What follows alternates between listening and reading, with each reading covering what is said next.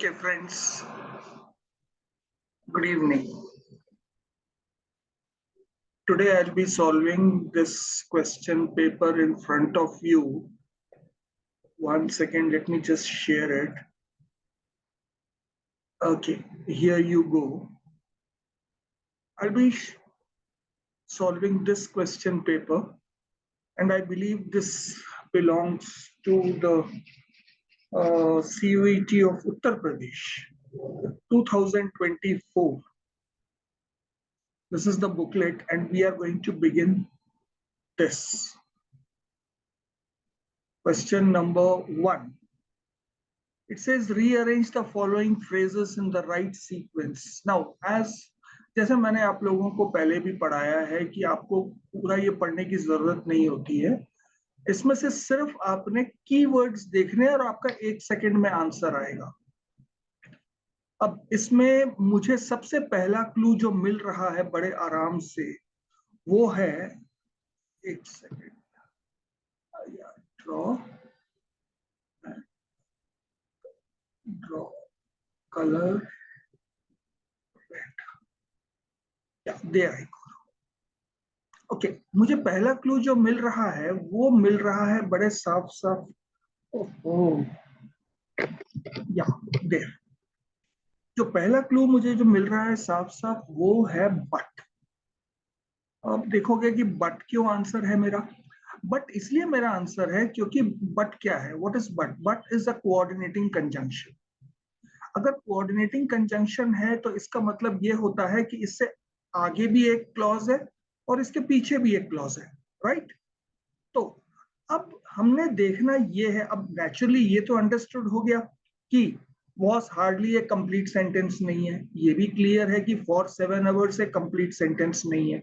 तो अब ये देखो कि ए से आगे या पीछे क्या लगा हुआ, तो नेचुरली ये तो अंडरस्टूड हो गया कि A can not begin B the first क्या बोलते हैं ऑप्शन, राइट? क्योंकि इसके आगे कंप्लीट सेंटेंस आना चाहिए जो कि नहीं है, इसके पीछे भी आना चाहिए जो कि नहीं है। तो क्योंकि आगे कंप्लीट सेंटेंस आना है और वो नहीं है, तो this can not be your first option, तो 1 is ruled out straight away. This is also ruled out, खत्म, ये तुम्हारा पहला ऑप्शन है ही नहीं। अब दूसरा है डी सी या डी ए। अब हमने देखना है ए, तो D A, she worked on the case for 7 hours, make sense. दूसरा, ए से पहले क्या आ रहा है? B, because of the absence of any motivation for 7 hours but was hardly, sense ही नहीं बन रहा है, सेंस ही नहीं बन रहा है। Look at DACB. She worked on the case for 7 hours, but was hardly able to decide who the murderer was because of the absence of any motivation. Correct. Solved. Clue हमारा but. अब आते हैं second वाले पर। Fill in the blanks with the correct option. The candidate assured the interviewers that the dip in her grades during her second semester was an dash. अब इसका मतलब ये हुआ इस सेंटेंस का कि उसका जो डिप था वो was some reason. Now let's look at the meaning of all these 4 words. Anomaly. Anomaly means something away from normal. A, मैंने आपको पहले भी बताया था कि A आता है तो अवे होता है। Anomaly, अले, adage, abatement. Abatement का anomaly का मतलब क्या होता है? Something away from the normal. That means an unusual thing. It means not a normal thing. दूसरा अले, अले का मतलब क्या होता है? किसी भी चीज को कम करना, रिड्यूस करना, सबड्यू करना। अब भैया ग्रेड्स तो सबड्यू होंगे नहीं, अंडरस्टूड बात है। तीसरा है अडेज। अडेज का मतलब क्या होता है? अडेज का मतलब होता है सम सेइंग, सेइंग यहाँ फिट नहीं होगा। अबेटमेंट, अबेटमेंट का मतलब भी वही होता है, रिड्यूस, एले और अबेटमेंट मोर और लेस एक तरीके से सिनोनिम्स। मैंने आपको पहले कहा था इंग्लिश में सिनोनिम्स नहीं होते, लेकिन यहाँ पर मोर और लेस सेम मीनिंग। तो what does which word will fit in? It's anomaly. That means this dip in my grades is an abnormal thing. I'm not routine, I'm a good student. So the answer would be anomaly. Now let's go to the next one. This is a very good example. Now let's take a look at this. It starts off with Theo. अब थियो का मतलब मैंने आपको, जब मैं etymology पढ़ाता हूं मैं आपको, तो मैंने बताया था थियो का मतलब it has something to do with religion, it has got something to do with God. Theocracy का मतलब होता है रूल। ये मैंने आपको क्लियर किया था। तो अब इन चारों ऑप्शंस में से देख लो किसमें गॉड भी आ रहा है और रूल भी आ रहा है। देखो 3 में आ रहा है सीधा सीधा a government by divine guidance. Divine guidance naturally बात गॉड की हो रही है, और रिलीजियस लीडर्स। तो ए का 3 मैच कर रहा है। तो अब हम ए का 3 देख लेते हैं कि तो नेचुरली ये रूल आउट हो गया, ये रूल आउट हो गया, बच गया हमारे पास A3। अब बाकी का मिला लेते हैं। बी का हुआ 4 मेगलोमैनिया। मेगा मेगा एटिमोलॉजी में मैंने पढ़ाया था मींस मैग्निफिसेंट, मैग्नानिमस, मैग्निफाई यानी कि बहुत बड़ा। मैग्नम ओपस तो यानी कि जिसमें सब चीज बहुत बड़ी बड़ी है। A morbid delusion of one's power, importance और गॉडलीनेस, यानी कि अपने आप को बहुत ज्यादा कुछ समझना।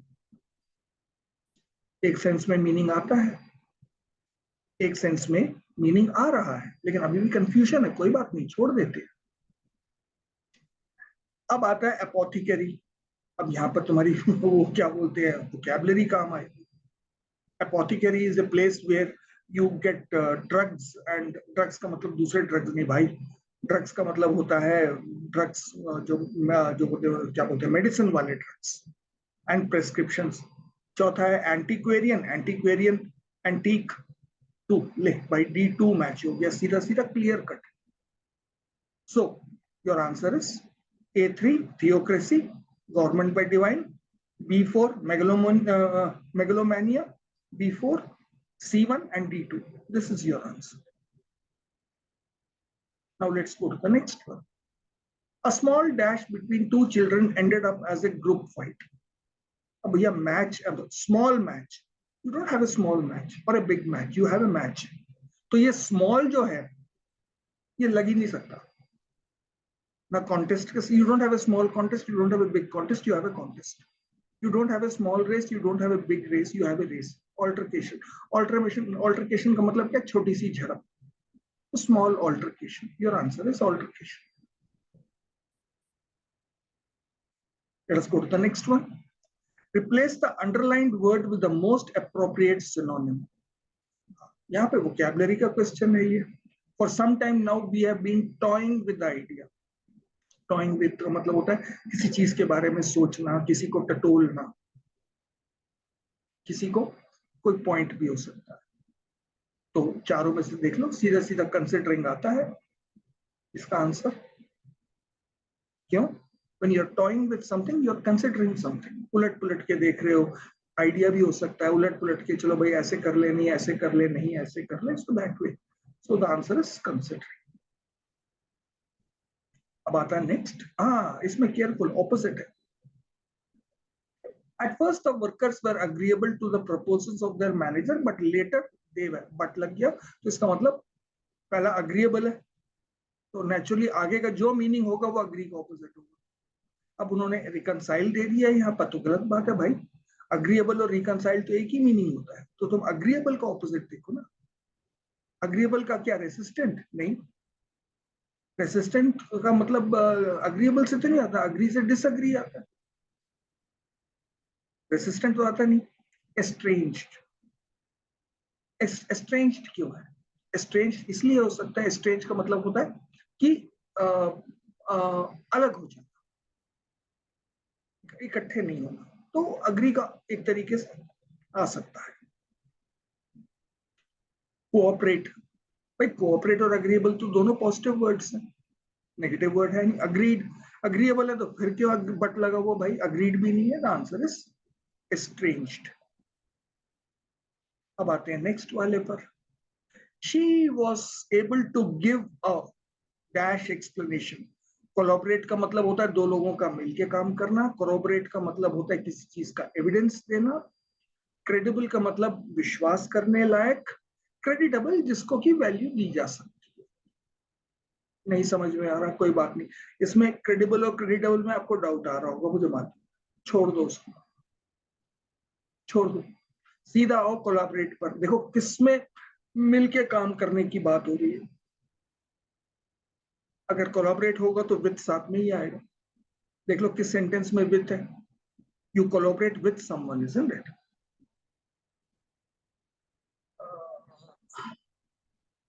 सेकंड वाले बी में, the Rockland hospital collaborated with AIIMS to conduct. सीधा सीधा तुम्हें आंसर मिल गया कि बी का 1 है.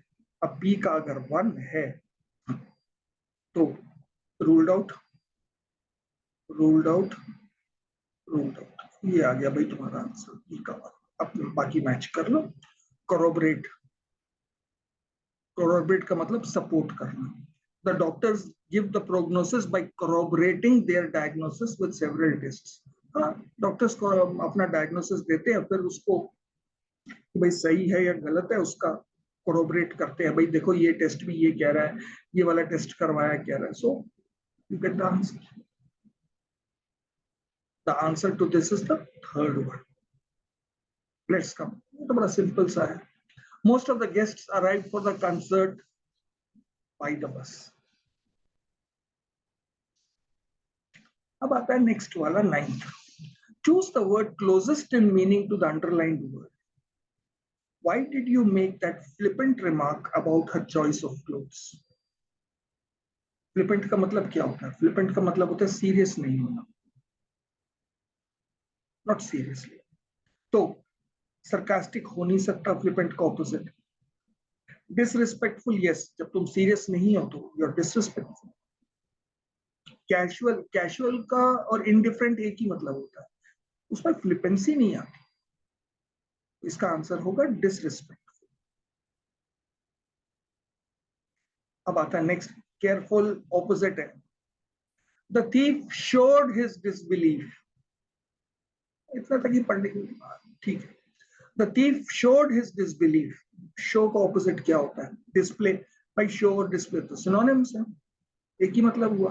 कंसील्ड, कंसील्ड का मतलब छुपा लेना. यस, शोड का ऑपोजिट कंसील्ड हो सकता है. बैटल्ड, अरे भाई वो लड़ाई थोड़ी कर रहा है. बैटल्ड. मार्क्ड, मार्क्ड क्या निशान बना रहा है? Nothing. So concealed is the answer. आता है नेक्स्ट वाला. The president finally had to dash the demands of the public for his resignation.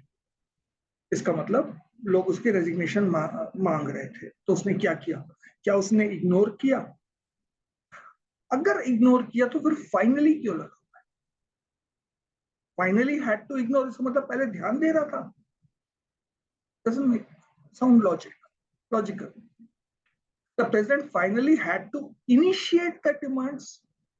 No, वो क्यों इनिशिएट करेगा? had to accede to, yes, he had to accede to. accede का मतलब क्या होता है? मतलब to go forward, to accept, to submit. accede to. Condone तो माफ करना होता है भैया, वो माफ तो किसी को नहीं कर रहा है. accede to. अब आता है थोड़ा सा ये ट्रिकी वाला इससे. अब इसको कैसे देखेंगे हम? इसको कैसे देखेंगे? फॉर और अब इसमें थोड़ी सी ग्रामर लगा. For organisations which provide. अब देखो सेंटेंस वर्ब में खत्म हो रहा है. प्रोवाइड, प्रोवाइड कैसा वर्ब है? मैंने आपको पढ़ाया था, टेक्स एन ऑब्जेक्ट. क्यों? Provide what. तो इसका मतलब है इसके आगे जो कुछ भी लिखा हुआ है वो यहाँ फिट होगा. Okay, which provide services to customers? Yes, maybe the answer. Which provide employees with whom they deal with? Doesn't make sense. Which provide the quality of the relationship between customers? Making sense. So let's look at A, B. A B किस किस में है, A B इसमें है, पहले वाले में, दूसरे वाले में भी ए बी है, तीसरे में ए बी नहीं है, फोर्थ में ए बी नहीं है. तो let us try to make sense of this A B. For organizations which provide what? Which provide services to customers on a face-to-face basis, the quality of the relationship between customers and employees with whom they deal is very important. Does it make sense? Don't know. Leave it. Look at the next one. ये 3 और 4 तो rule out है भैया, सीधी सी बात है, क्योंकि ये provide what का आंसर नहीं दे रहे हैं. इसमें प्रोवाइड सर्विसेज मेक सेंस, इसलिए. अब C A B D, C employees with whom they deal. अब ये दे आ गया है, प्रोनाउन. इसका पहले तो एक्सप्लेन है नहीं भैया, ये दे कौन है, डाउटफुल है, छोड़ दो, इग्नोर मारो, देखो. Employees with whom they deal is very important for organizations which provide services to customers on a face-to-face basis. भैया डी से सेंटेंस कैसे एंड हो सकता है, क्योंकि ये तो एंड में एंड हो रहा है, तो ये तो ऑप्शन रूल आउट हो गया सीधा सा. This is the right answer. ठीक है. अब देखो मैंने क्लूज कौन से उठाए. मैंने पहला क्लू उठाया ये प्रोवाइड, दूसरा क्लू मैंने उठाया and.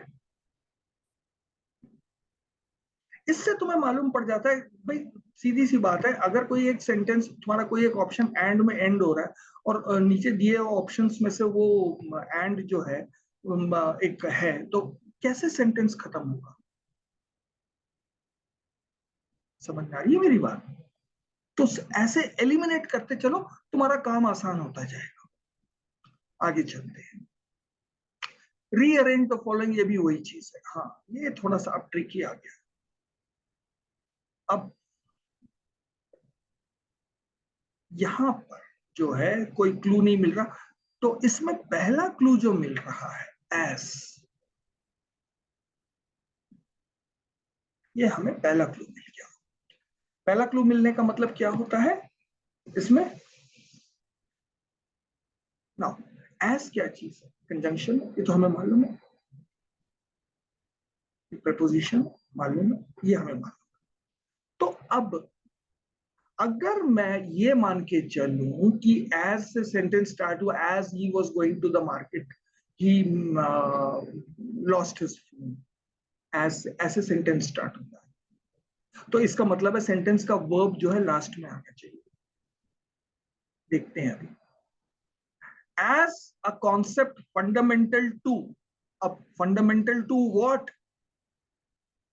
If something is fundamental to something, तो आगे इसके कुछ आना चाहिए ना. This is fundamental to the class, this is fundamental to cooking, this is fundamental to something. कौन सा वर्ड है? अब इससे देखो टू से कौन सा मैच करता है. As a concept fundamental to, especially with injunction, अरे भाई no. As a concept fundamental to justice is associated, no. As a concept fundamental to ethical theory and political philosophy, yes. सीधा ए के बाद डी लगता है. अब देख लो ए डी किस में है, इसमें है, ये ए डी रहा तुम्हारा, यहाँ पे नहीं है, यहाँ पे नहीं है, यहाँ पर है. अभी टेम्पररी इन दोनों को रूल आउट कर लेते हैं.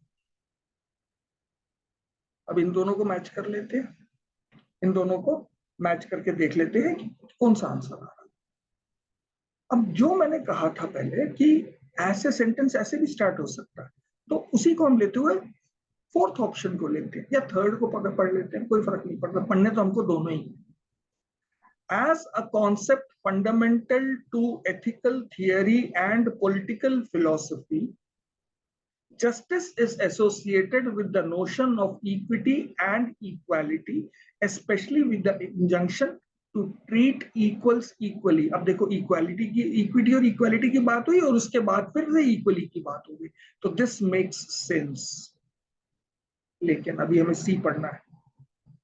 B, especially with the injunction to treat equals equally as a concept fundamental to ethical theory and political philosophy, justice is associated with the notion of equity and equality. देखो इन्होंने यहाँ पे comma लगा के give away they दिया तुमको. This is यहाँ पर इन लोगों ने लगा के दे दिया था. ये भी तुम्हारे क्लूज थे. And this doesn't make sense. You can't end a sentence with a comma. No, let us go with 4. This is the answer. Okay, now let's match these idioms and their meanings. Blow the gaff. मालूम है blow the gaff का मतलब क्या होता है? It means to divulge a secret. At the end of your tether. End of your tether मतलब इतना थक चुके कि भैया अब एक कदम और नहीं लिया जा सकता. Feel unable to do with something. तो A का 3 किसमें है? 4th में. A का 3 at the end of it I feel unable to do something. बिल्कुल ठीक. ये भी मैच करता है. Be full of beans. तो सब बड़ा कॉमन इडियम है. That means to be full of energy. गड़बड़ हो गया. मैंने गलत मार्क कर दिया. Sorry. A3 blow the gaff to divulge a secret. B at the end B1 होना चाहिए. Wait, sorry, my mistake. A3, B1, C4 and D2. This is the answer. ये कंक्लूडिंग क्या था? सबसे कॉमन वाला be full of beans, be full of energy. अब आता है नेक्स्ट. अब प्रेपोजिशंस. सीधी सी बात है. इंडिस्टिंग्विशेबल के साथ फ्रॉम लगता है. This is indistinguishable from this. Like you say that you can distinguish black from white. तो इंडिस्टिंग्विशेबल भी फ्रॉम ही लेगा. अगर डिस्टिंग्विश लेता है तो नेचुरली ए का आंसर क्या हुआ? ए का हुआ 4. A4 किसमें है? A4 इसमें है. बाकी मैच कर लेते हैं. B1. I just don't feel any affinity. Affinity to भी होता है, affinity with भी होता है. दोनों एक्सेप्ट करो. I don't feel any affinity with. Affinity का मतलब liking to or something. You don't like something or you like. तो B1, C2, her ideas are not all that dissimilar. अब similar क्या लेता है? To. This is similar to this thing. तो dissimilar भी तो 2 ही लेगा. B2, C2 मैच करता है. It would be wrong to mistake his diffidence for his arrogance. Mistake के साथ हम लोग क्या लगाते हैं? I mistook Ram for Shyam होता है. So the answer is 15:1. Now let us come to the next one. Now let us rearrange this again. हाँ, इसमें अब आया है that. अब इसमें कौन सा लेट? सिंपल सी बात है. That enhances. ओके. Enhances हमें क्लू देगा. Enhance वर्ब है. Enhance वर्ब है. कैसा वर्ब है? इसके आगे सिंगुलर लगेगा. अब सी से पहले कौन सा ऑप्शन है? सी से पहले AC है, BC है, BC है और C पहले ही है. तो पहला वाला तो वो दैट तो सब्जेक्ट तो दैट बन नहीं सकता. तो ये रूल आउट हो गया. सीधा पहला ऑप्शन ही रूल आउट. सी से सेंटेंस ही स्टार्ट नहीं कर सकते. अब you are left with AC. Students with tools for critical thinking that enhances. Enhances what? Enhances tools. Tools से enhance आएगा भैया. AC नहीं आ सकता. दूसरा क्या है? DC. Eclectic and unique teaching method that enhances rule. यहाँ 2 है, लेकिन 1 minute. Eclectic and unique teaching method that enhances creativity हो सकता है. Sorry. तो इसको यहाँ पे हम नहीं करेंगे. यहाँ पे थोड़ा सा मैच कर गया, दो तो हमने दो तो रूल आउट कर लिए. Now we have to make complete sense. Now how do we make complete sense? Now we are starting with B. B, cooperative learning is and that. अरे भाई, इतना कुछ तो हमें करने की जरूरत ही नहीं थी.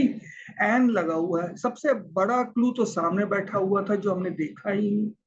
एन के बाद नेक्स्ट लेटर, नेक्स्ट वर्ड जो आएगा वोवल से स्टार्ट होना चाहिए भैया. ई, एक ही ऑप्शन है.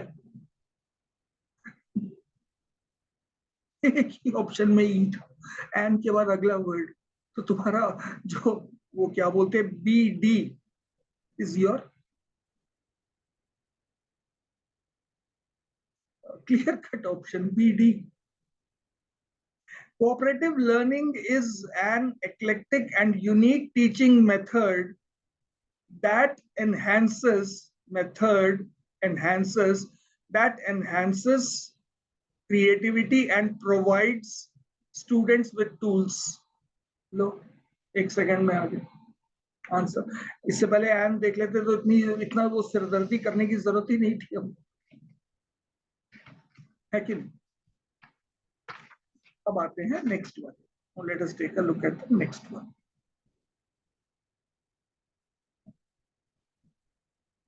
अच्छा, एक काम करते हैं, ये जो रीडिंग कॉम्प्रिहेंशन है ना, ये हम बाद में करेंगे. बाद में मतलब पहले मैं सारा ग्रामर का पोर्शन कर लूं, उसके बाद मैं रीडिंग कॉम्प्रिहेंशन पर आ जाऊं. ठीक है. तो लेट अस गो. कहां तक चल रहा है ये रीडिंग कॉम्प्रिहेंशन चल रहा है. सारा reading reading reading reading reading reading. ये है 40 तक. 40 तक. अब आते हैं 41. 41 में अगर तुम देखोगे तो फिर वही चीज आ गई. Form a meaningful sentence created by human. Human के आगे क्या लगता है? या तो लिखो क्रिएटेड बाय ह्यूमंस, तो समझ में आता है मेरे. ह्यूमंस है नहीं, तो क्रिएटेड बाय ह्यूमन बीइंग्स होगा. बीइंग्स में कोई मिल नहीं रहा. तो created by human collective cultural heritage, created by human all languages.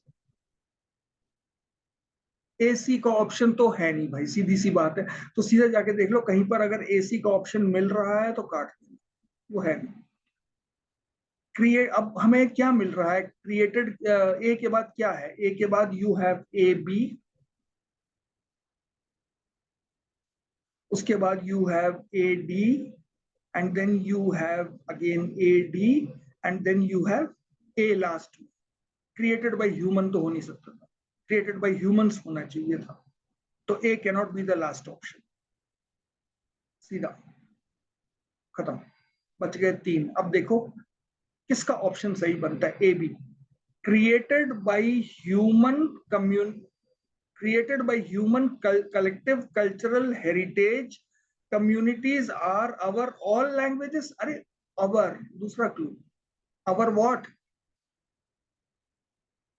our something. तो ये तो गलत है. created by human communities are our all languages. no, this ruled out. खत्म. अब आ गया दूसरा वाला. कलेक्टिव कल्चरल नहीं, बीच में आ रहा. हाँ, collective cultural heritage created by human communities are नहीं, एक मिनट. B, collective cultural heritage created by human communities are our all languages.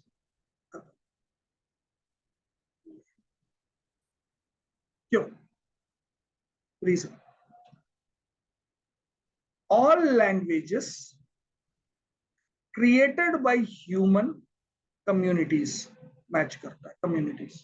So all languages created by human, all languages created by human communities are our collective, our के साथ collective cultural heritage.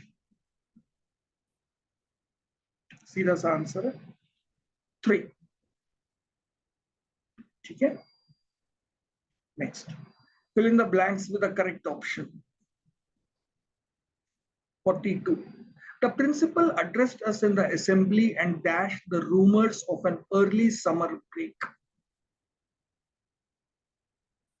Defended the rumors, you don't defend rumors. You either clear them, you clear भी नहीं करते बल्कि इसको quash ही करते हैं.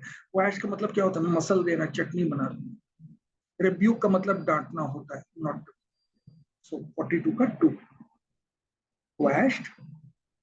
फिर आता है नेक्स्ट.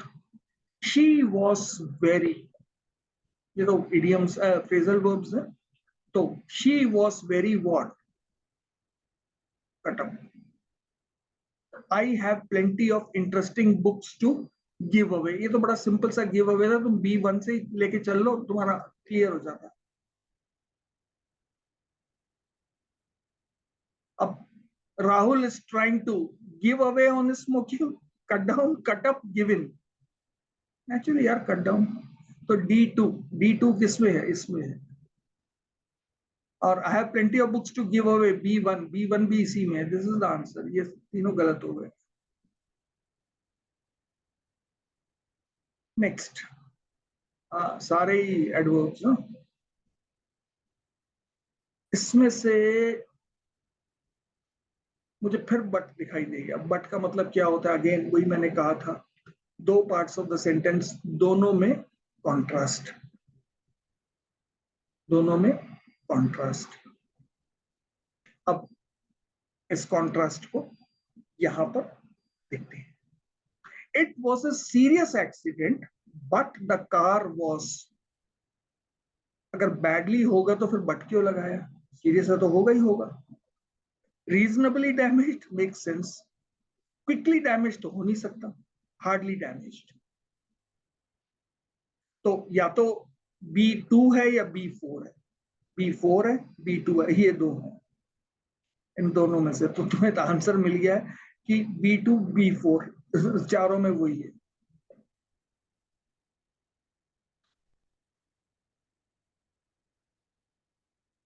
मेरे हिसाब से तो हार्डली ही आना चाहिए. I will go with B4. तो B4, B2, B2, B4 ये बड़ा कंफ्यूजिंग है. तो C ले लो सबसे अच्छा. C1 3 4 1 है. The meeting was a disaster as it was very badly organized. Simple सी बात है. रीजनेबली ऑर्गेनाइज्ड हो नहीं सकता, क्विकली नहीं, हार्डली नहीं. So the meeting was a disaster. C1 किस में है? इन दोनों में है. तो ये रूल आउट हो गया, ये रूल आउट हो गया. ये दो बच गए. अब D और भी सिंपल है, उसको और देख लो. Meera is gifted, she has the ability to learn any language quickly. B3 इसमें है. ये वाला आंसर सही है, ये गलत है. समझ में आ रही है बात? Okay, choose the appropriate word pair to complete the sentences. I didn't know Rahul was in the hospital. If I dash, I would dash him. तुम्हारा क्लू इसमें छिपा हुआ. I would dash him. I would go him. I would be going him. I would have visited him. Yes. I would had gone him. No. पहले वाले का तो if I would go to him मान लेता एक बार. Be going to him. Have visited तो जरूरत ही नहीं है, तो लगा नहीं हुआ. तो ठीक है भाई, 2 है तुम्हारा आंसर. दूसरी बात, तुम्हारा सेंटेंस किस में है? पास्ट टेंस में चल रहा. I didn't know. अगर पास्ट टेंस में चल रहा है तो प्रेजेंट टेंस क्या कर रहा है?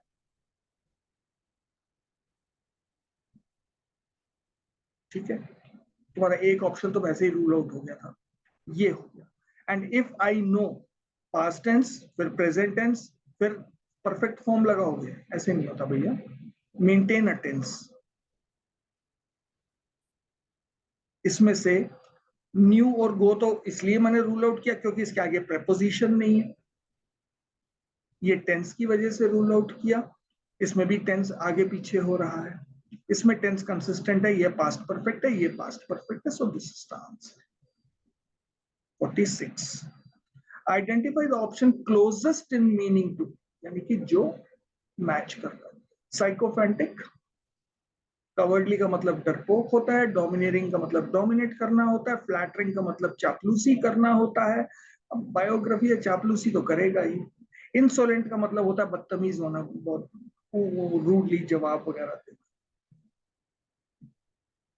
Flattering, choose the antonym of the underlined word.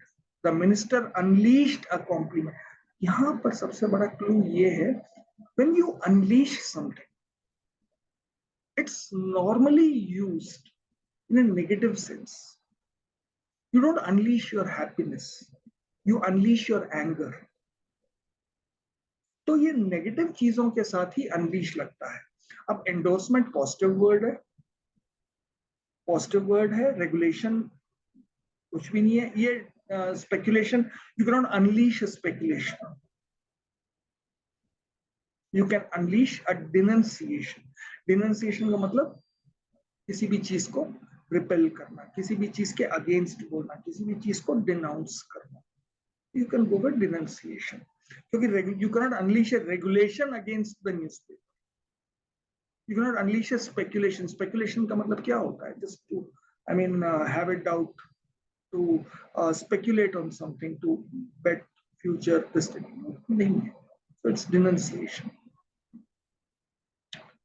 Choose the correct synonym for redoubtable. अब ये redoubtable बड़ा अजीब सा वर्ड, आपको लगेगा redoubtable वो है जिसपे शक किया जाए, मत दोबारा डाउट कर सकते हो। नहीं, इसका मीनिंग इसका उल्टा होता है।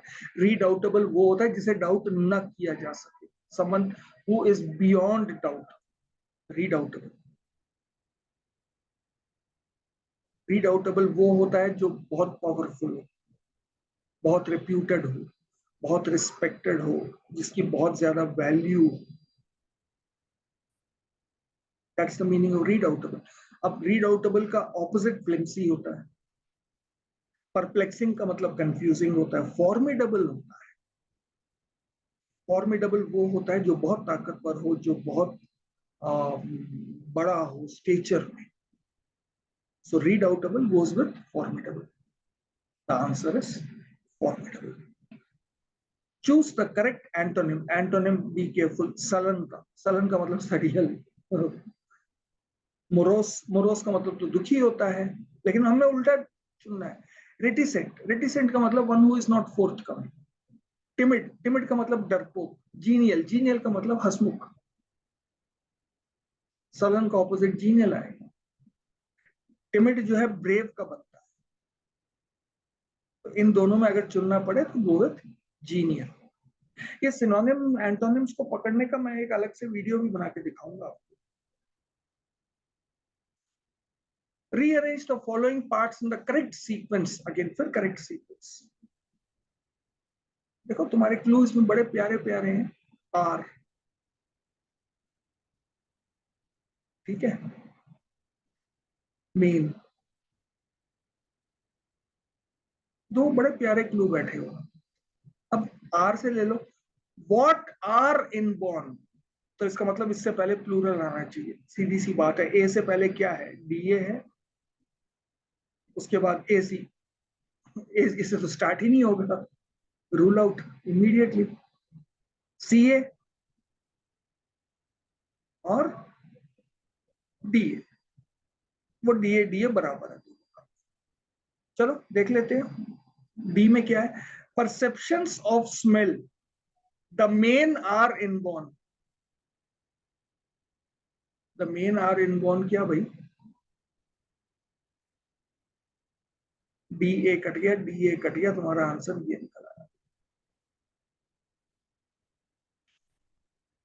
Our responses to basic tastes are inborn. What are inborn? Responses. But our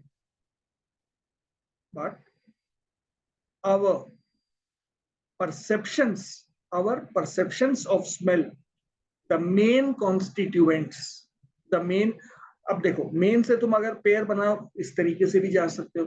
the men are inborn नहीं, the main constituents yes, the main our responses तो क्यों नहीं बनती? So your answer is 3. Clear? Now let's go forward.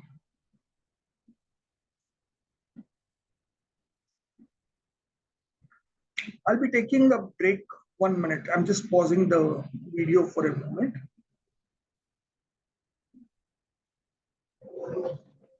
I'll be back in a moment. Huh?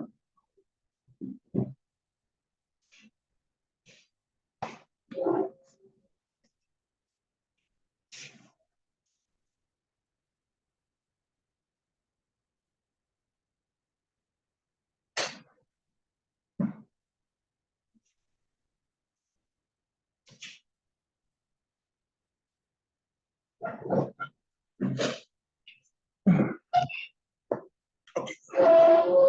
Now let's proceed with the reading comprehension. वो तो खत्म हो गया वहां पर, ये तो खत्म हो गया है. अब आते हैं reading comprehension.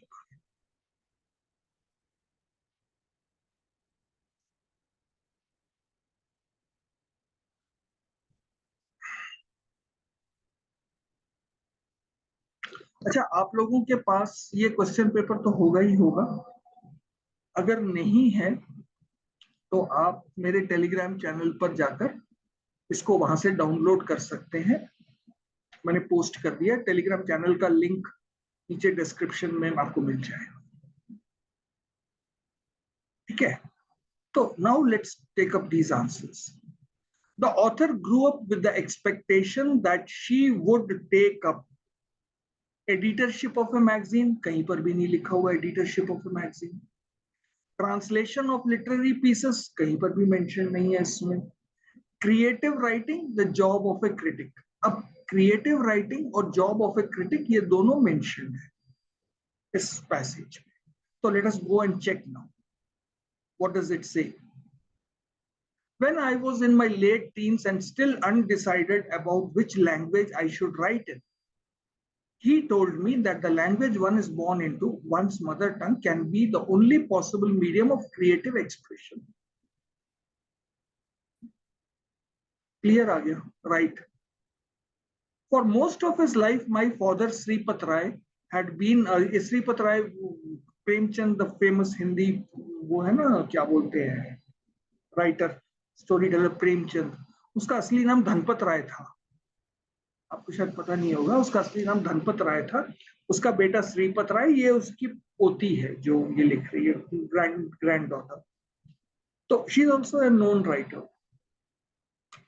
So for most of his life, my father, Sripat Rai, had been a Hindi editor and critic. He was fond of saying that a failed writer becomes a critic. Now, यहाँ पर question क्या है? हमारा question था that the author grew up with the expectation that she would take up the job of a critic. नहीं. First line में देखो, which language I should write in. So the answer is very clearly creative writing. Now, when her father said she will go far, now let's look. I mean, ये कहाँ पर है? ये है तुम्हारा third paragraph.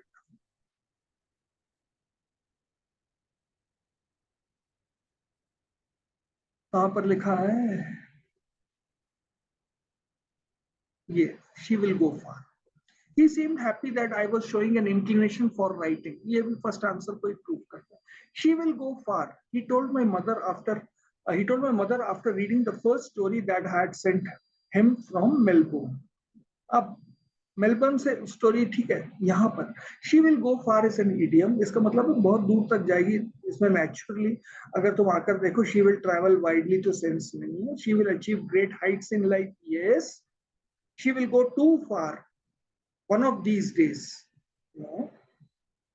When you say you go too far, you basically don't mean distance here. Idiom hai, so she will achieve great heights in life. That is the answer. She will settle in a far off place. यहाँ confuse मत हो जाना कि Melbourne लिखा हुआ है तो far off place होता है, ऐसा कुछ नहीं. Next, choose a statement which is not true. मतलब इसमें से 3 सही होंगे, 1 गलत होगा. The author felt pressurized to write in Hindi because of her father. कहाँ लिखा हुआ है कि she felt pressurized? बस हम पहले जाके इसको देखेंगे.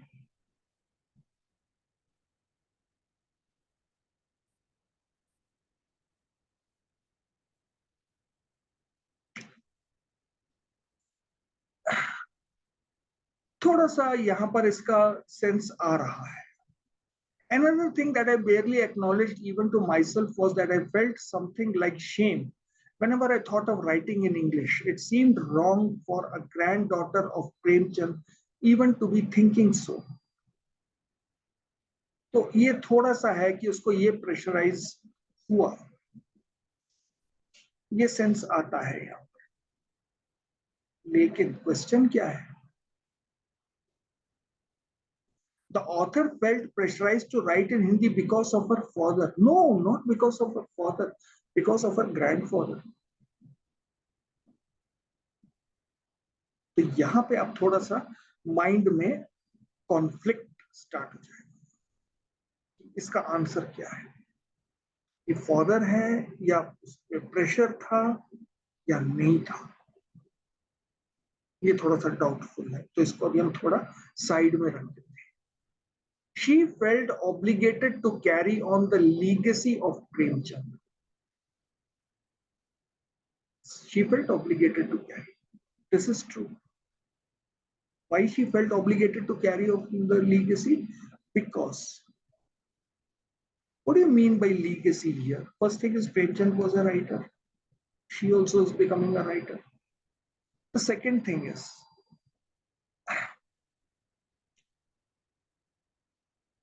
here it says carry on the legacy is that she also wanted to write in Hindi.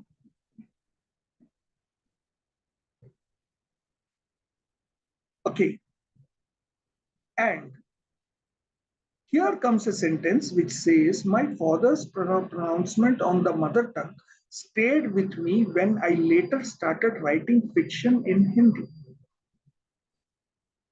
So, can you call this as pressure? She stuck to Hindi because her father had commented. What did he comment? The comment is here. When I was in my late teens and still undecided about which language I should write in, he told me that the language one is born into, one's mother tongue, can be the only possible medium of creative writing. So this doesn't sound like a pressure. Or does it? Let's go back and read. The author felt, which is not true. So the author felt pressurized to write in Hindi because of her father. In one sense, yes, I will still grant it. Had he not said that, maybe she might have tried her hand in English. तो अभी भी doubtful है, side में रख देते हैं. She felt obligated to carry on the legacy of Premchand. Yes, correct. Her family was chauvinistic about the English language. Now, what does it mean? Her family was chauvinistic about the English language. That means they were proud of their language, of the English language. Let us go and check here. It says, it seemed wrong for a granddaughter of Premchand even to be thinking so. Our family had a certain linguistic pride in Hindi. So you can call us chauvinists for Hindi, but not for English. ये तो सरासर गलत है. Clear, let's go look at the meaning of the word chauvinistic. What does it mean? Chauvinism. Chauvinism says an attitude of superiority towards members of the opposite sex, undue partiality or attachment to a group or place to which belongs or has belonged. So how can you say that the family was chauvinistic about the English language? Absolutely false. Yes, they were chauvinistic about Hindi, I accept that. तो ये तो without doubt गलत है। अब इसके चक्कर में क्या हुआ, तुम्हारा ये प्रेशर क्लियर हो गया यहाँ से, क्योंकि एक ही गलत है, विच इज नॉट ट्रू, ये दो है नहीं इसमें, तो ये चीज गलत।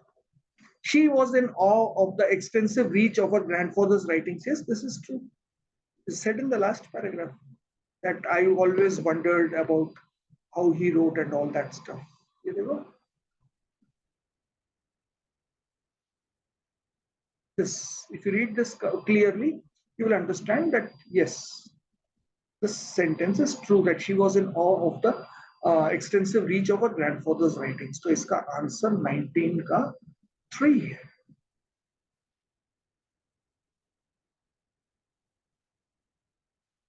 Premchand became too large for her to understand, mainly because of. What do you mean by became too large? That means he had such an awesome big persona that it was very difficult to decipher what exactly he was. Okay, this answer you will find in the last paragraph. The first one is his ability to connect with people from all walks of life. Yeah, it's there. Everyone had a story to tell about their personal engagement with his picture. The shopkeeper, the long-time cook in my father's Delhi house, a tea vendor, etc. The list was long. Yes. So this is correct. The fact that she feared him, no, this is false. कहीं पे भी नहीं है mentioned. The kind of love and reverence that he inspired in people. ये he कौन है? Premchand, her grandfather. Let's look. It says here clearly. However, it was this very ubiquity, the reverence and love that he inspired in people, that made of him something too large for me to comprehend in the early years of my life. Yes, this is also correct. This isn't there anywhere. So the answer is A and C. A and C. Inhaled is writing. What do you mean by inhale? Inhale का मतलब सांस के साथ अंदर लेना. What is, now this again is a metaphorical use. Choose the correct option from the following. Inhaled his in writing refers to imbibing his style subconsciously. Yes. What is the meaning of imbibe? Imbibe means to take something into your body. When you inhale, you take something into your body. Imbibing, inhaling. Now, inhaling, that means the process of breathing, is something that you do subconsciously. You don't even realize that you have inhaled it. I can agree, imbibing is a choice. You can choose to eat or drink. So, inhaled his writing, abhi isko side mein rakh lo. Inhaled his writing refers to being compelled, no, not being compelled to. Being influenced by what people said about him. Her father's expectation, matlab hi nahi bhai. Imbibing his style subconsciously. 22. What is the meaning of the word ubiquity? Ubiquity means everywhere. Ubiquitous.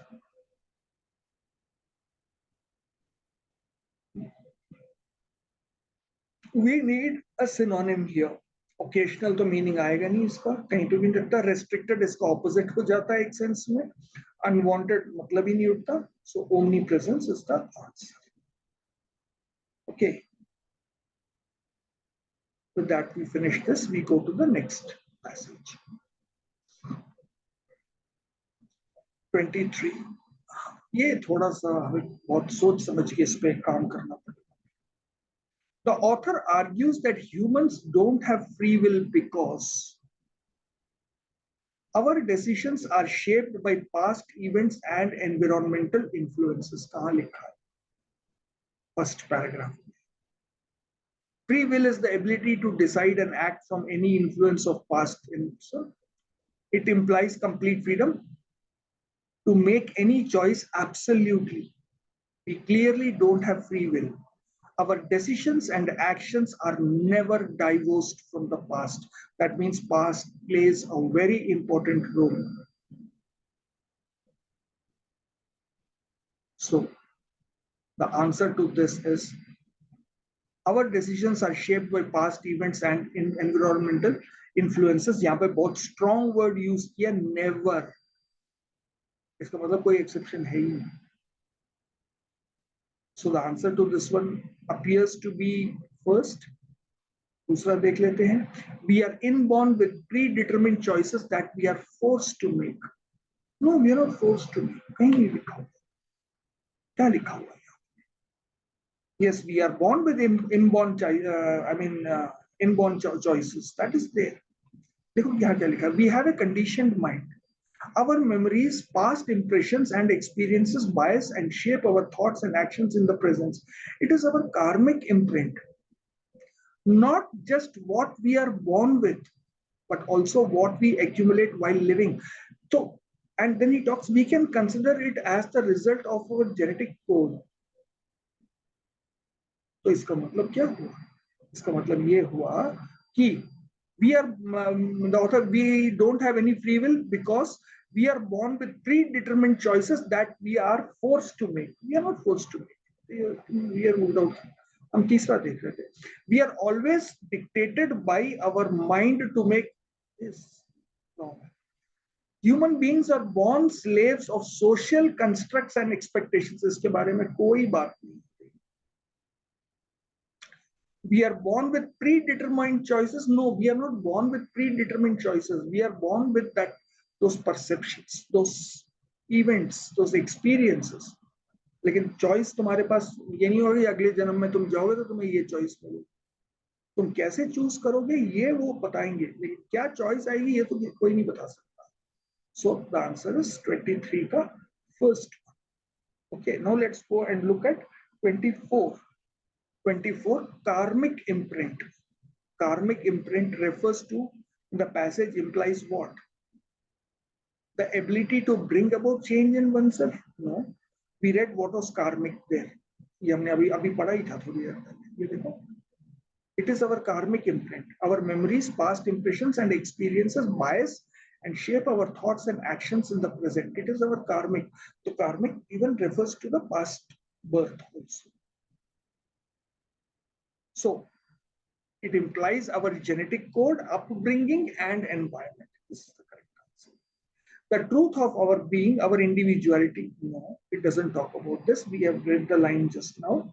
So the answer to 24 is true. This is wrong. The wrongdoings and vices of our past lives. No.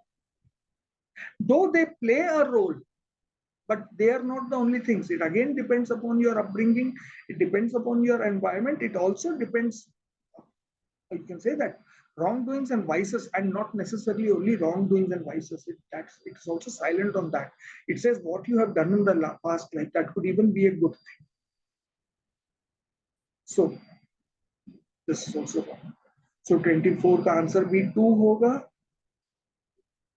Then free will can be experienced if we embrace our past experiences and conditioning.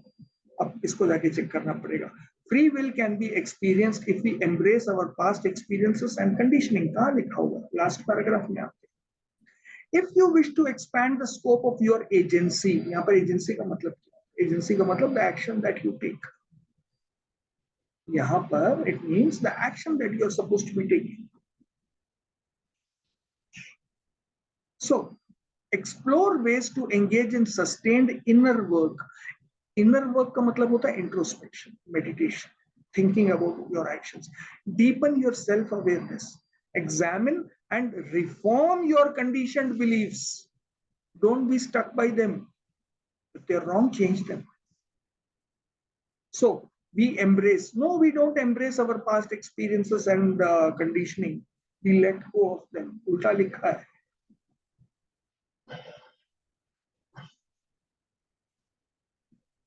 Free will can be experienced if we make choices without considering the consequences.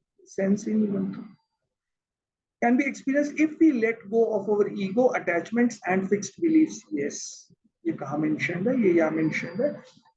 Explore ways to engage in sustained inner work deepen your, इसका sense निकल रहा है। And reform, when you reform something and what happens is you let go of things, of ego and fixed beliefs. Don't let them be fixed. This is the answer. We accumulate, ये तो गलत है. The author proves that the idea of free will is a myth. Now, how does he say that free will is a myth? By suggesting that our ability to make a choice is restricted by our predispositions. That means the author says कि यार ये free will वगैरह तो ये तो झूठ है. क्यों झूठ है? क्योंकि हमारी चॉइस करने की एबिलिटी फ्री नहीं है, वो रेस्ट्रिक्ट होती है हमारे पास्ट एक्सपीरियंसेस से, हमने पास्ट में क्या कर्म किए हैं, हमारी अपब्रिंगिंग कैसी हुई है, उन सब से. तो ये फर्स्ट पैराग्राफ में ही mention. Free will is the ability to discern. It implies complete. We clearly don't have any free will. Our decisions and actions are never divorced from our past. इसका मतलब you don't have free will. It's a myth. Past control करता है, तो यहाँ पर आकर देखो clear cut वो कहता है. Is restricted by predispositions. Pre पहले के dispositions यानी कि past. So 26 का आंसर जो है 1 में आ रहा है. Is it clear? Next, the author proves that the idea of free will is a myth by. मैंने एक बार पहले भी आपको जब रीडिंग कॉम्प्रिहेंशन मैंने करवाया था, मैंने क्या कहा? मैंने कहा था you cannot leave any option कि हाँ मुझे अब लगता है मुझे सही आंसर मिल गया, मुझे बाकी पढ़ने की जरूरत नहीं है. नहीं भैया, पढ़ना पड़ेगा. You have to read. Why? क्योंकि मैंने ये भी बताया था आपको कि रीडिंग कॉम्प्रिहेंशन में there is no such thing as the correct answer, the right answer. The only thing that is there is the best answer. The only thing that is there is the best answer. Now, if you are supposed to decide what is the best, you will have to taste. I'll give you a small example. मान लो कि तुमने एक क्या बोलते हैं party में जज बना दिया कि भाई ये 10 डिश रखी हैं और इन 10 डिश को टेस्ट करके बताओ कि सबसे टेस्टी डिश कौन सी है. अब तुमने पहली खाई, ठीक है, ओके, सेकंड खाई, ओके, थर्ड खाई, ओके, फोर्थ, अरे वाह, इससे बढ़िया तो कोई चीज हो ही नहीं सकती. Can you come and give those marks? तुम्हें बाकी के साथ भी चेक करनी पड़ेंगी और फिर डिसाइड करना पड़ेगा जो डिश तुम चुन रहे हो क्या वो वाकई में बेस्ट है. How can you make a decision without testing the rest 7?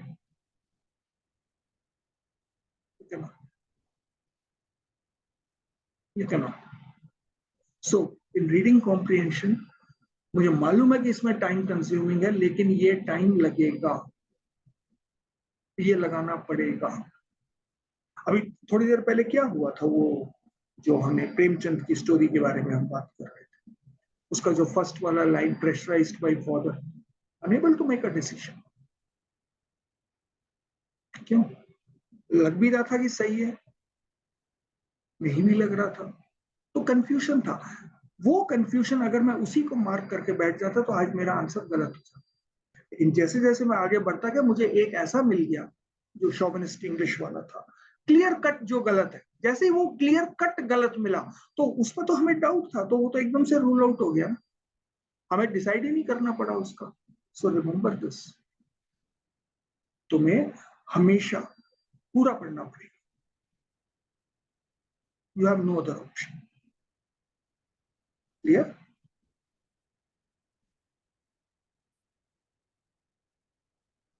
Okay. The author proves that the idea of free will is a myth by suggesting that we are unable to bring a change in ourselves. No, this is wrong. Why this is wrong? क्योंकि fourth में वो बोलता है कि how you can change, लेकिन वो ये नहीं कहता कि you are unable to do it. He says you will have to do it. He is silent on this point that you are unable to do it.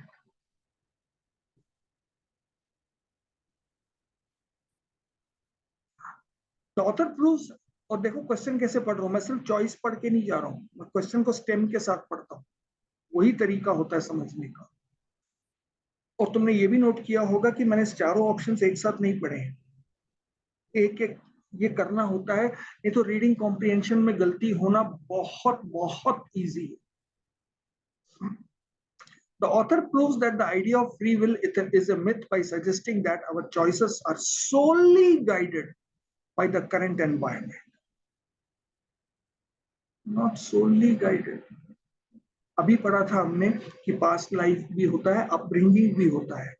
अगर आपको याद होगा, मैंने क्लास में पढ़ाया था कि मैंने ये बताया था आपको कि जब हमें सेंटेंस को समझना होता है तो हम उस टाइम पर एडजेक्टिव्स और एडवर्ब्स को डिस्कार्ड कर देते हैं, हम एसवीओ करके सेंटेंस का मीनिंग निकाल लेते हैं। लेकिन जब आंसर देने का वक्त आता है तो यहां पर सबसे मेन एडजेक्टिव और एडवर्ब होते हैं। अब यहाँ पे देखो, आवर चॉइसेस आर सोनली गाइडेड, मतलब सिर्फ करंट एनवायरमेंट, बस बाकी कुछ नहीं। गलत है। अगर ये होता our choices are also guided, this could have been the right answer. Also लिखा हुआ है, तो अब इसका आंसर कौन डिसाइड करता है? ये सोनली वर्ड क्या है? एडवर्ब। तो सारे तुम्हारे क्लूज जो होंगे जब भी रीडिंग कॉम्प्रिहेंशन करो, pay the maximum attention to the adjectives and the adverbs. ये वही एडजेक्टिव्स एडवर्ब्स है जिनको मैं बकवास कहता हूं, लेकिन यहां पर बिना एडजेक्टिव और एडवर्ब के तुम एक कदम नहीं चल सकते। समझे? सो ये गलत है। The author proves that the idea of free will is a myth by suggesting that our choices are completely independent, ये तो, of past events and our genetic code। गलत। वो तो क्लियर लिखता है can never be divorced। गलत। 26 का 1। Now let us come to 27. What does the author propose as a means to expand the scope of one's agency? Choose the correct option. Last paragraph. Making choices frequently and impulsively. पूरा paragraph मैंने passage पढ़ा था, मुझे कहीं पर भी impulsive word या उससे कोई मिलता जुलता मुझे नहीं मिला था। इसका आंसर 4th पैराग्राफ में है, इस वाले में। यहाँ पर पढ़ लो, कहीं पर भी लिखा नहीं हो। You have to act, make many choices, you have to act impulsively and all that stuff. कहीं नहीं लिखा हुआ। Next, 27 का 2. What does the author propose as a means to expand the scope of one's agency? The author proposes engaging in sustained inner work and self-awareness. Yes, he is recommending this only. So the answer in this case is 2. अभी मैं mark कर रहा हूं, इसका मतलब ये नहीं कि फाइनल है। जब तक मैं 4th को मार्क नहीं कर लूंगा मैं फाइनल नहीं मानता इस आंसर। तुमने क्या करना है, वहां पर ओएमआर शीट होगी तो वहां पर एक डॉट लगा के रख देना कि भाई ये वाला मेरा अभी चॉइस है, अभी आगे नहीं, काला मत करना उसको। What does the author propose as a means to expand the scope of one's agency? Holding on to fixed beliefs. अरे वो तो वहां बोल रहा है ना, you have to reform and reform your conditioned belief। अरे जब रिफॉर्म करोगे तो how can you hold on? उल्टा बोल रहे हो, गलत। इग्नोरिंग वंस पास्ट, ये तुम कर ही नहीं सकते, अभी मैंने वही क्लियरली बताया था। अभी क्लियरली बताया था ना मैंने, you cannot divorce your past। 27 का 2 है answer. 28. What do you think could be a suitable title for this passage? ये क्वेश्चन सबसे खतरनाक होता है, इन्फ्लुएंस। ओके, क्या ऑथर ने ये पैसेज ये इसलिए लिखा है तुम्हें बताने के लिए कि what is the definition of free will? Free will के बारे में बताने के लिए लिखा है, लेकिन डेफिनेशन देने के लिए नहीं। It is about free will. No. Our backstory key to a successful life. Author कहीं ये नहीं बोलता कि this is a key to successful life. नहीं बोलता। Do human beings really have free will? We don't have free will. इस point को उसने पूरा एक्सप्लेन किया। इसका क्लू सबसे पहले अगर तुम फर्स्ट पैराग्राफ को पढ़ोगे ना, बिल्कुल तुम्हें सारा हेडिंग हमेशा फर्स्ट पैराग्राफ में छुपा हुआ होता है, हमेशा। क्योंकि जो कुछ भी फर्स्ट पैराग्राफ में लिखा जाता है, जो कुछ भी फर्स्ट पैराग्राफ में लिखा जाता है वही आगे उसी को एक्सप्लेन किया जाता है।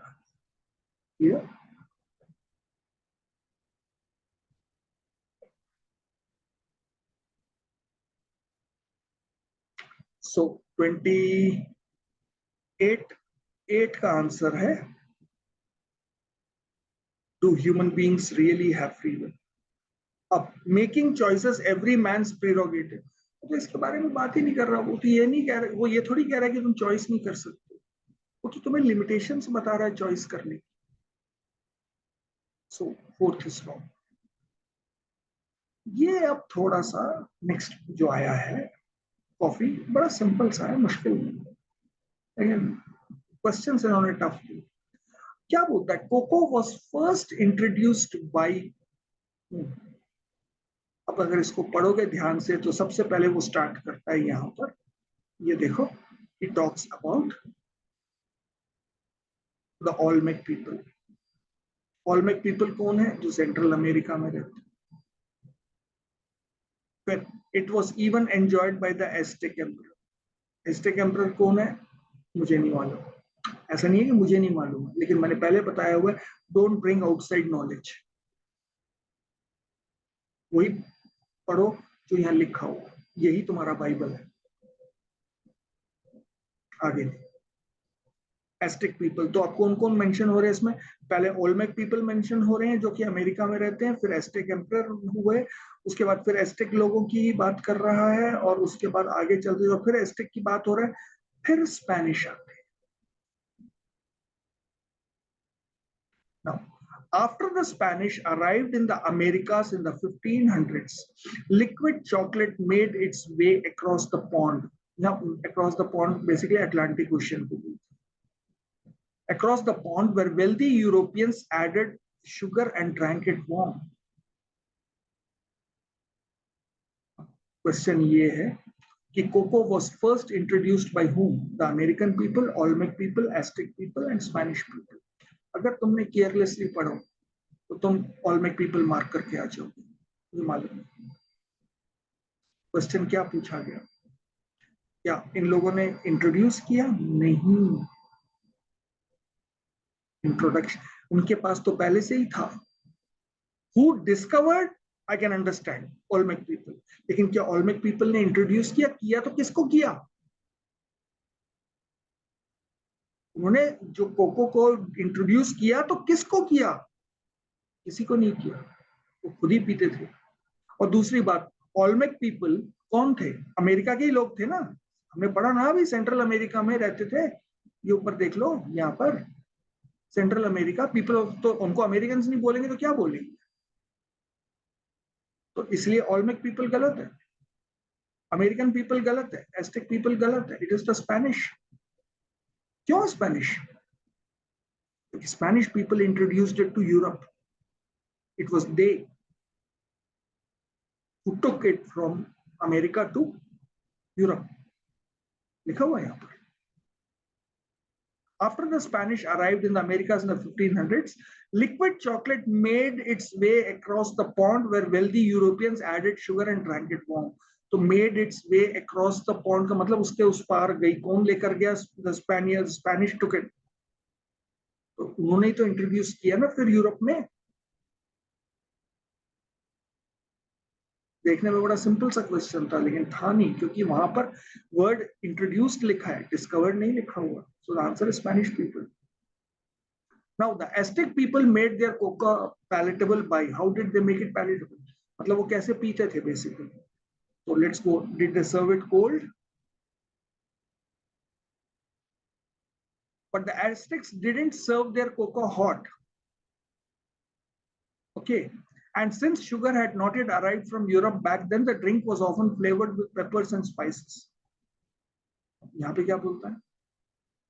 Made their coca palatable by serving it hot, serving it cold. लेकिन अब यहाँ पर एक क्वेश्चन उठता है. They did not drink it hot, but you can't say that they made it cold. अभी doubtful है case. So if I say I didn't serve it hot, it doesn't mean it was ice cold. Okay, जैसे cold drink की बोतल अगर normal temperature पर है तो उसको हम कोल्ड नहीं, उसको हम कोल्ड थोड़ी बोलेंगे, वो तो हॉट में ही गिना जाएगा ना. कोल्ड का मतलब होता है when you intentionally freeze it, then. तो ये उसका ऑपोजिट नहीं है, लेकिन अभी डाउटफुल है, साइड में रखो इसको. The Aztec people made their coca palatable by adding sugar to the drink. नहीं, शुगर तो उनके पास था ही नहीं. They didn't serve their cocoa hot. They could have served it even at room temperature. Hot का मतलब जैसे चाय होगी, तो you cannot say cold है, room temperature भी हो सकता है, बीच का भी एक होता है. And since sugar had not yet arrived, तो sugar उनके पास था ही नहीं. So let's go back to it. Spiking it with spices. They made their coca palatable by spiking it with spices. Was often flavored with peppers and spices. Yes, that's the answer. Drinking it as a medicine, no talk about it. So the answer is spiking it with spices. अब देखो, जो इसके बारे में हमारे मन में doubt था वो तो हट गया ना. Why did hot chocolate become the beverage of the aristocracy in Europe? Huh? The essential ingredient was, why did it become the beverage of the aristocracy? The essential ingredient was out of reach of the commoners.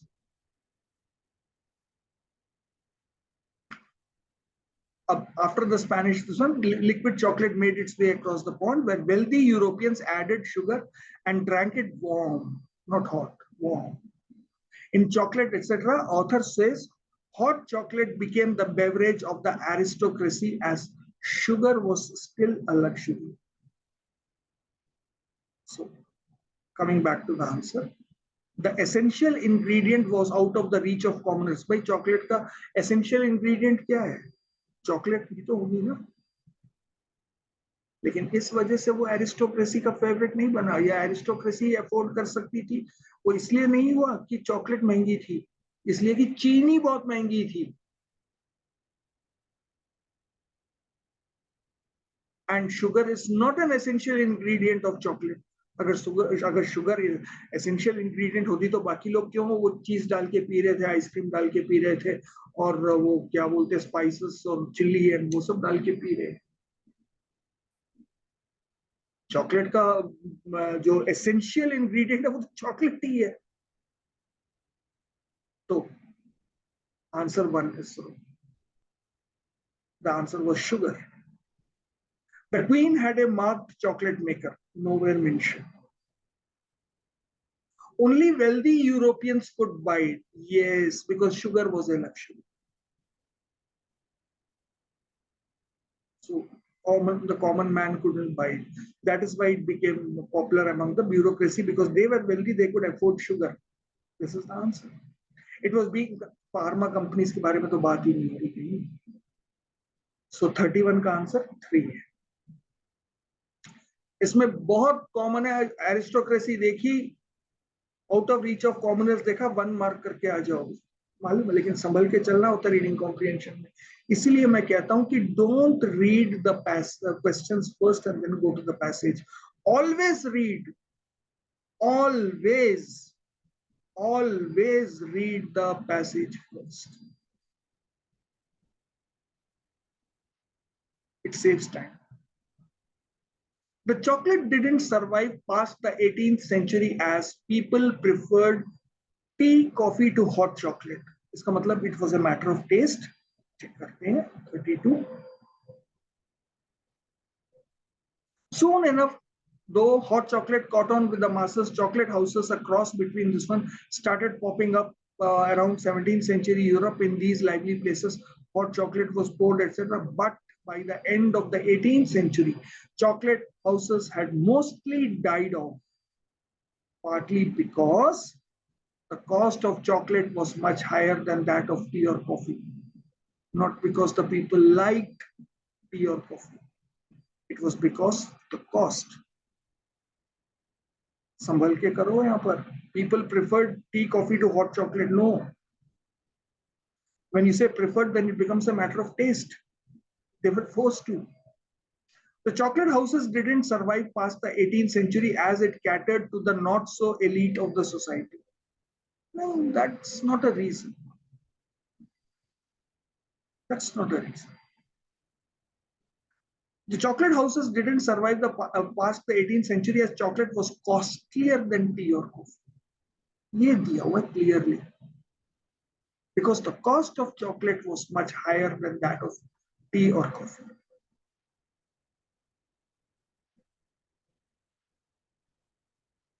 इसका answer है chocolate was cost. The supply of coca dwindled over the years.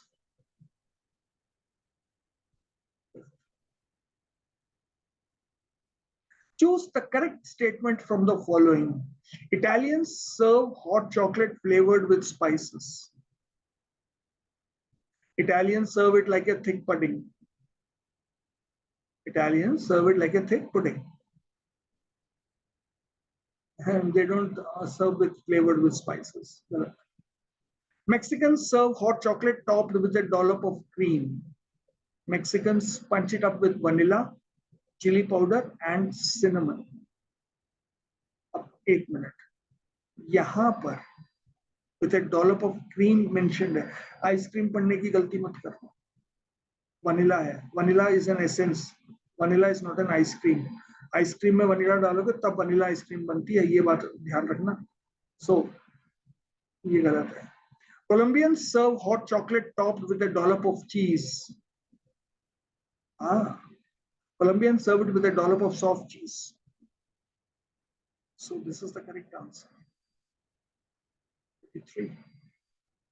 Filipinos served hot chocolate flavored with peppers. Oh, Filipinos served it with mango chips.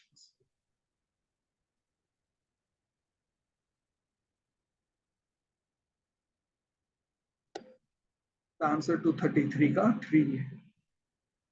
34. Choose the correct meaning of the underlined expression caught on. Caught on was readily available in cafes. यहाँ पर availability is not caught on. Became popular among the commoners. That is called caught on. That is the meaning of this idiom. Hot chocolate did not appeal to people. Chocolate का तो कोई लेना देना ही नहीं है. Masses got attracted to the rich experience. No, this is the answer. Became popular. क्योंकि caught on means to become popular, to become famous, to become the fashion. That is the answer. 34. Now let's go to the last passage. 35. 40 तक जाना है.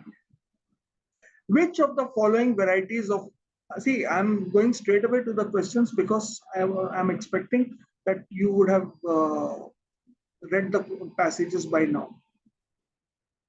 Which of the following varieties of coffee is the most sold in the world? इसका answer यहाँ पर clear दिया हुआ है. Overall, Arabica beans represent around 56% of all coffee sold. So 56% is more than half. So the answer is Arabica. 35 का क्या है? Arabica, that is 2. मैंने मार्क कहाँ किए? Arabica.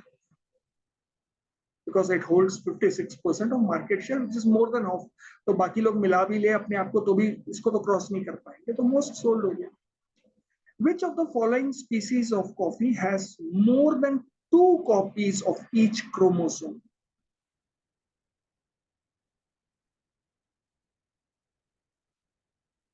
which one has more than 2 copies chromosome. Most genetic variation in living organisms comes from hybridization with other species. However, this is a relatively rare event for Coffea arabica because it has more than 2 copies of each chromosome. Clear cut दिया हुआ Coffea arabica. So 36 का answer क्या है? Arabica. Which of the following statements is true about Coffea arabica? अब इसमें तुम्हें वही सारा कुछ जाना पड़ेगा, करना पड़ेगा. Now, hybridization is the main source of Coffea arabica's genetic variation. You guys know, you can look at the second paragraph. What does it say? Hybridization is the main source. As a result, Coffea arabica's main source of single nucleotide variations mutation, which occurs at a steady rate. Okay, however, the species is also relatively young, having formed as a hybrid of another species within some. Okay, so here it is not hybridization. It was born as a result of that, but it is not. What is its source of genetic variation? It is mutation. You know, this is a general statement. Most genetic variation in living organisms comes from hybridization with other species. However, this is a relatively rare event for Coffea arabica. Okay, so this statement is false. This is a general statement, first wala, और ये दूसरा वाला, it's relatively rare. So the first one is ruled out. It has only 2 copies. अब फिर वही बात होगी adjective, adverb की. Only, यहाँ पे adjective लगा हुआ, only. Only 2 copies of each chromosome. What does it say? Coffea arabica because it has more than 2 copies. अब ये बोलता है only 2 copies, ये बोलता है more than. तो only वाला गलत है. इसकी वजह से गलत हो. It displays the phenomenon of polyploidy. However, this is a relatively rare event for Coffea arabica because it has more than 2 copies of each chromosome, a phenomenon called polyploidy. A clear cut. So 3 is correct. It is easily interbred with other species. Clearly दिया हुआ है यहाँ पर. But Coffea canephora has 2 copies of each chromosome, but Coffea arabica contains multiple copies. This makes it much more difficult for arabica to interbreed with other species. Easily interbred नहीं, गलत. So 37 का answer 3. समझ में आ गया? Let us come to 38. Which of the following species of coffee developed only in the last 50,000 years? Let us go and look at this third paragraph. As a result, Coffea arabica's main source of is mutation, which occurs at a steady rate.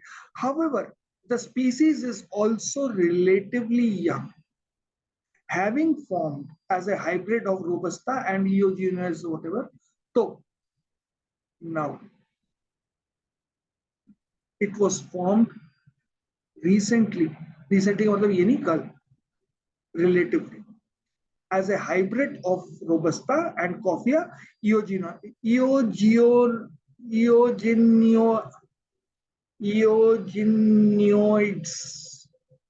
eogeneoids. ना पढ़ते नहीं हम लोग reading comprehension में, क्योंकि answer में यूजन हाँ ठीक है बहुत हो गया. ये इसको पढ़ना कोशिश करो, पढ़ने की एग्जैक्ट जरूरत ही नहीं, उसको पढ़ने की जरूरत ही नहीं. वर्ड्स को पढ़ो, प्रॉपर नाउन को पढ़ने की जरूरत ही नहीं होती कभी. So don't bother going in for the correct pronunciation and all that. पहचान लो word क्या वही बहुत. So having formed as a hybrid of Robusta and coffee eogenites, another coffee species that is not widely cultivated within the past 50,000 years. अब ये sentence थोड़ा सा तंग करेगा. इस सेंटेंस को पढ़ने का तरीका. अब यहाँ पर तुम्हारा, अगर तुम इस सेंटेंस को पूरा का पूरा पढ़ोगे तो you will never get the meaning. इस सेंटेंस को अगर तुम पूरा का पूरा एज इट इज पढ़ो, नेवर गेट द मीनिंग. कहना क्या चाह रहा, यहाँ पर एसवीओ चलेगा, यहाँ पर एसवीओ चलेगा. अब हमको ढूंढना क्या है, हमको ढूंढना ये है कि which of the following species of coffee developed only in the last 50,000 years. चारों में से मतलब कौन सा हुआ, इस सेंटेंस को देखो. However, the species is also relatively young, having formed as a hybrid of Robusta and this one. Another coffee species, ये एडजेक्टिव है जो हमें पढ़ने की जरूरत नहीं है, जो कि कॉफी इयोजिनॉइड्स के बारे में बता रहा है. I don't have to read this.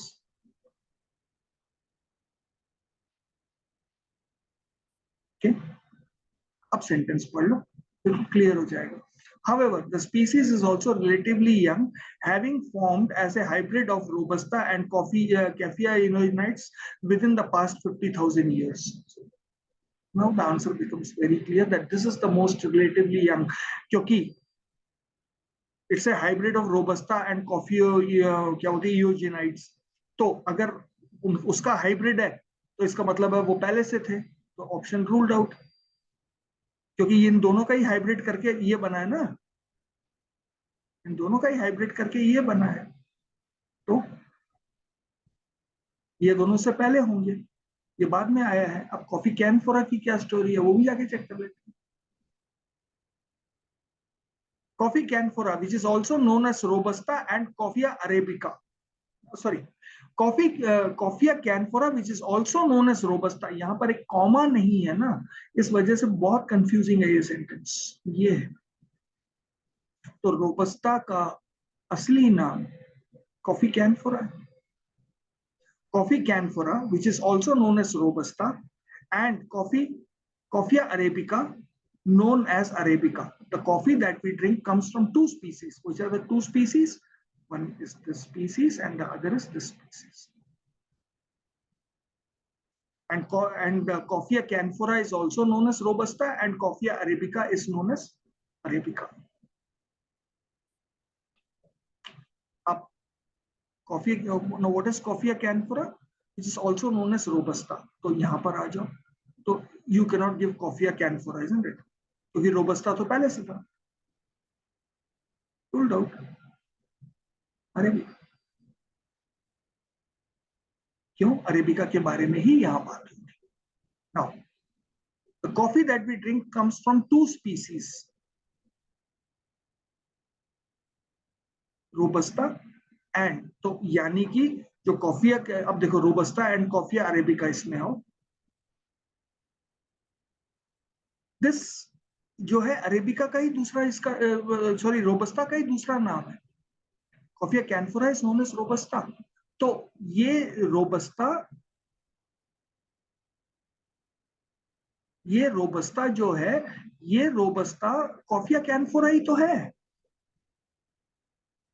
तो ये coffea canephora also known as robusta. Arabica जो है वो इसका, और दूसरे एक और वो उसका, वो इयोजेनाइट्स का उसका हाइब्रिड है. So this one, that is why robusta has been ruled out, क्योंकि ये दोनों एक ही है. फर्स्ट लाइन देख लो, coffea canephora which is also known as robusta. या तो कॉफिया कैनफोरा लिखो या रोबस्टा लिखो.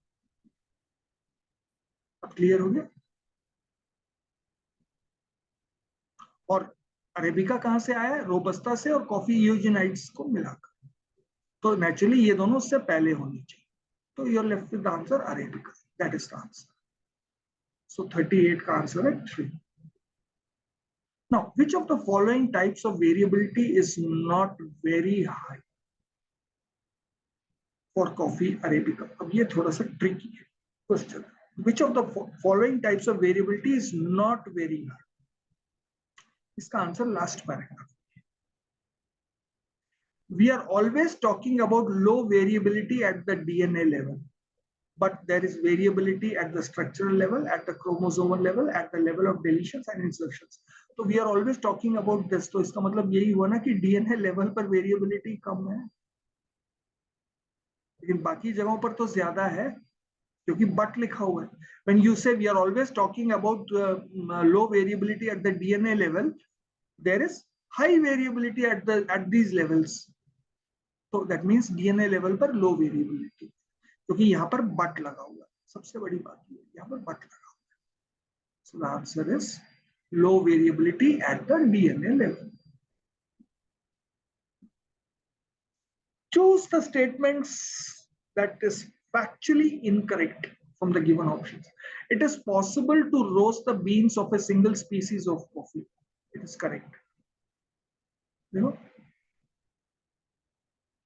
in many cases, beans from the two species are blended to make a brew, but the beans of a single species are also roasted and sold. So the statement is correct. It's possible. हमको incorrect ढूंढना. Two species of coffee can be blended to make a brew. This is also correct. अभी तो पढ़ के आ रहे हैं. Due to its genetic makeup, novel mutations do not occur in the species Coffea arabica. Due to its genetic makeup, novel mutations do not occur in the species. अरे भैया यहाँ पे अभी तो हमने इसको पढ़ा था यहाँ पर. That Coffea arabica's main source is mutation. क्योंकि interbreed तो वो कर नहीं सकता. Much more difficult for Arabica to interbreed. तो इसका main source क्या है? Mutation ही तो है. ये अभी हमने जब ये question कर रहे थे, hybridization is the main source of its genetic variation, तो हमने इसी point को तो disprove किया था. देखो, novel mutations do not occur. अरे novel mutations ही तो होती है क्योंकि hybridization नहीं होता है. यही तो हमने गलत मार्क किया था. This is incorrect. And variations in disease resistance can be seen in the Arabica coffee plant. Disease resistance के बारे में यहाँ बात करिए. Despite this, there is substantial variation in the physical characteristics of the Arabica coffee plant, including different flavor profiles in the beans and variations in disease resistance. Clear दिया हुआ.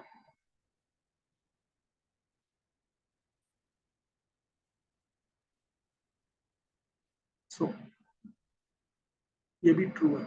So the correct answer is 4. Tika 3. Okay, with that we end this question paper. I'm sure all your doubts would have been cleared. If not, and you still have doubts, you can send them to me on the number given in the description. Okay, and they will be solved and cleared. Thank you. Class dismissed.